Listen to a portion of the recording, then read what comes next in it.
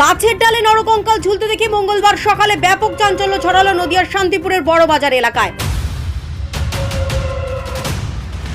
সূত্রের খবর, মঙ্গলবার সকালে শান্তিপুর বড়বাজার এলাকায় একটি বাগানের গাছে নরকঙ্কাল ঝুলতে থাকে স্থানীয় মানুষজন।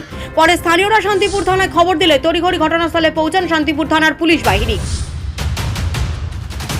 পরে পুলিশের উপস্থিতিতে স্থানীয়রা গাছে ওঠে কঙ্কালটি উদ্ধার করলে দেখা যায় সেটি প্লাস্টিকের তৈরি নকল কঙ্কাল। আর এই ঘটনা জানাজানি হতেই এলাকায় তীব্র চাঞ্চল্য ছড়িয়েছে। ভোটের আবহে কে বা কারা কি উদ্দেশ্যে এই ঘটনা ঘটালো তা জানতে ঘটনা তদন্ত শুরু করেছে শান্তিপুর থানার পুলিশ। এই প্রসঙ্গে স্থানীয় মানুষজন আমাদের কি জানান দেখুন।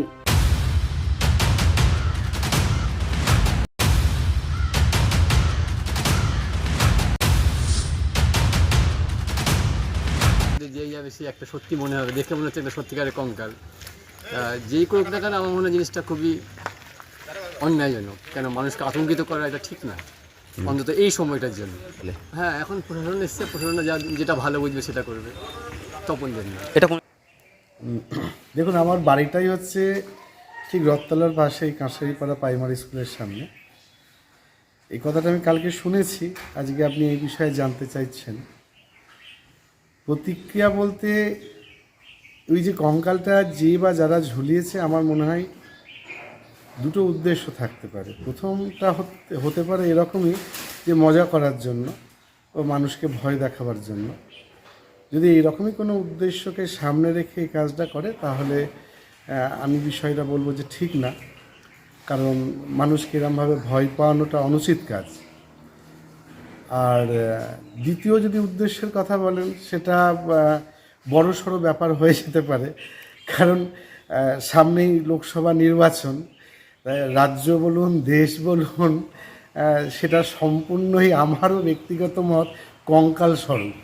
ফলে প্রতীকীভাবে কেউ কঙ্কাল ঝোলাতেই পারে। তো যাই হোক, এরকম বিষয়টা করা উচিত নয় যে বা যারা করেছে, কারণ সত্যি সত্যি ওখানে কোনো আসল কঙ্কাল চলে যাবে বা থাকবে এরকম তো ঘটনা ঘটতে পারে না কখনোই। তা আপনি যেহেতু বললেন প্লাস্টিক, আমারও মনে হয় কোনো কম বয়সী ছেলেরা বা কেউ এরকম থাকতেও পারে। হ্যাঁ, সেটা কোথাকার বা কী ইত্যাদি ব্যাপার তো আমি জানি না, সেটা সম্পূর্ণই মনে হয় তারা মজা করেই করেছে। তবে এই রকম মজাগুলো না করাই ভালো। মানে অনেক রকম আপনার দুর্ঘটনাও ঘটে যেতে পারে, সেইটা কোনো দুর্বল মানুষ দেখলো, বাচ্চা কাচ্চা দেখলো, মানে এটা বুঝতেই পারেন তার যে কী রিয়াকশানটা ঘটতে পারে।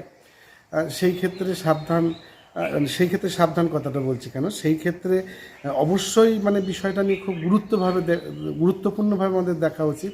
তাই যে বা যারা করেছে, আমার তাদের উদ্দেশ্যে বলা, এইরকমভাবে মজা করা বা কোনো কিছু না করাটাই শ্রেয়। আমার নাম কাশীনাথ রায়, আমি পেশায় গৃহশিক্ষকতা কাজ করি।